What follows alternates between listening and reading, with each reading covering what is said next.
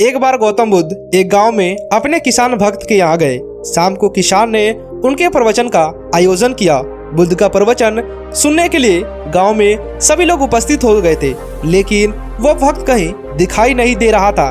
गांव के लोगों में कानाफूसी होने लगे कि कैसा भक्त है, प्रवचन का आयोजन करके स्वयं गायब हो गया है। प्रवचन खत्म होने के बाद सब लोग घर चले गए।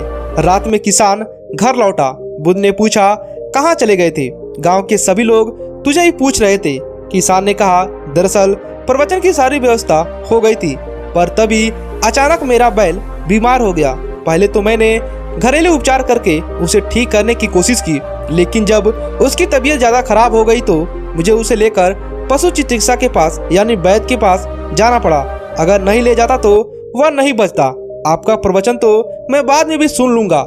अगले दिन सुबह जब गांव वाले पुनः बुद्ध के पास आए तो उन्होंने किसान की शिकायत करते हुए कहा कि यह तो आपका भक्त होने का दिखावा करता है, प्रवचन का आयोजन कर स्वयं ही गायब हो जाता है। बुद्ध ने उन्हें पूरी घटना सुनाई और फिर समझाया। उसने प्रवचन सुनने की जगह कर्म को महत्व देकर यह सिद्ध कर दिया कि मेरी शिक्षा को उस पर बिल्कुल ढंग से समझा है। उसे अब मेरे प्रवचन की आवश्यकता नहीं है। मैं यही तो समझता हूँ और यही बताता हूँ। अपने विवेक और बुद्धि से सोचो कि कौन सा काम पहले किया जाना चाहिए। यदि किसान बीमार बैल को छोड़कर मेरा प्रवचन सुनने को प्राथमिकता देता तो बगैर बैल उसका प्राण निकाल देता। उसके बाद तो मैं प्रवचन ही पूरी तरह से व्यर्थ हो जाता। मेरे प्रवचन का सार यही है कि सब कुछ त्याग कर प्राणी मात्र की रक्षा करो। इस घटना के माध्यम से गांव वालों ने भी उनके प्रवचन का भाव को समझ लिया।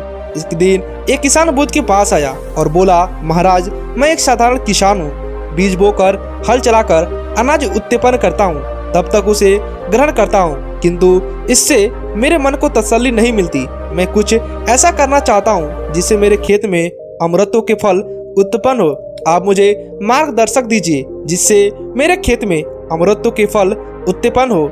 यह सुनकर बुद्ध मुस्कुराकर बोले, भले व्यक्ति, तुम्हें अमृतों का फल तो अवश्य मिल सकता है, किंतु इसके लिए तुम्हें खेत में बीज ना बोकर अपने मन में बीज बोने होंगे। यह सुनकर किसान हैरानी से बोला, प्रभु, आप यह क्या कर रहे हैं? भला मन के बीज बोकर भी फल को प्राप्त किया जा सकता है? बुद्ध बोले, बिल्कुल हो सकते हैं, और इन बीजों को तुम्हें जो फल प्राप्त होंगे वह वाकई साधारण न होकर अद्भुत होंगे, जो तुम्हारे जीवन को भी सफल बनाएंगे और तुम्हें नेकी की राह पर चलाएंगे। किसान बोला, प्रभु, तब तो मुझे अवश्य सब बताइए कि मैं मन के में बीज कैसे बोऊं? बुद्ध बोले, तुम मन में विश्वास के बीज बो, विवेक का हल चलाओ, ज्ञान के जल से उसे सींचो और उसमें नम्रता का उर्वरक डालो।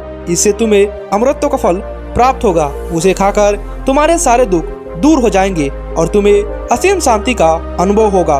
बुद्ध से अमृत के फल की प्राप्ति की बात सुनकर किसान की आंखें खुल गई। वह समझ गया कि अमृतों का फल सदा विचारों के द्वारा ही प्राप्त किया जा सकता है। एक बार श्रावस्ती में भयंकर अकाल पड़ा।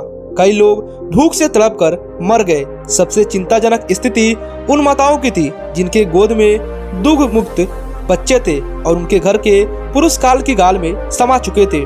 बुद्ध को जब यह पता चला तो वे चिंतित हो गए। उन्होंने तत्काल धनवान लोगों की एक सभा बुलाई और उनसे कहा, आप इन माताओं और इनके बच्चों की रक्षा करें। वहाँ उपस्थित लोग बोले, हमारे पास अनाज तो है, पर वह 1 वर्ष ही चल पाएगा।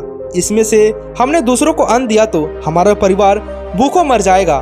दूसरे घर का दिया जलाना भी तभी अच्छा लगता है जब अपने घर का दिया जल रहा हो। इस पर बुद्ध गंभीर होकर बोले, आप लोग अपने स्वार्थ से ऊपर नहीं उठ पा रहे हैं। क्या आपको विश्वास है कि आपके सदस्य की मृत्यु केवल अन्न मिलने के कारण ही हो सकती है?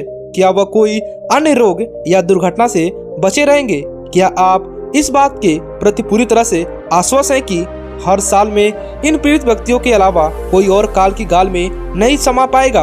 आपको भविष्य के बारे में सब कुछ कैसे पता? यह सुनकर सभी ने अपने सिर नीचे कर ले। इसके बाद बुद्ध बोले, भाइयों, आपदाओं में मिलकर ही निपटा जा सकता है। यदि आज आप इनकी सहायता नहीं करेंगे तो अकाल जैसी विपत्ति से मुक्ति संभव है, किंतु यदि आप इनकी मदद नहीं करते तो जीवन भर कोई आपकी सहायता करने को तैयार नहीं होगा। याद रखिए, विपत्ति में पड़े लोगों की सहायता करना ही सबसे बड़ा धर्म है। यह सुनकर श्रावस्ती के सभी सेठों और व्यापारियों ने अपने अनाज के भंडार खोल दिए। वे स्वयं भूखे लोगों को अन्न बांटने लगे। कुछ ही समय बाद सब लोगों के प्रयास से अकाल जैसी विपत्ति पर विजय पा लिया गया और सब सुखपूर्वक रहने लगे। गौतम बुद्ध कहते हैं कि आप कभी भी भविष्य की चिंता मत करो, वर्तमान में जो है उसी को लेकर खुश रहो और जियो। बाकी आपको यह कहानी कैसी लगी हमें नीचे कमेंट करके बताइएगा।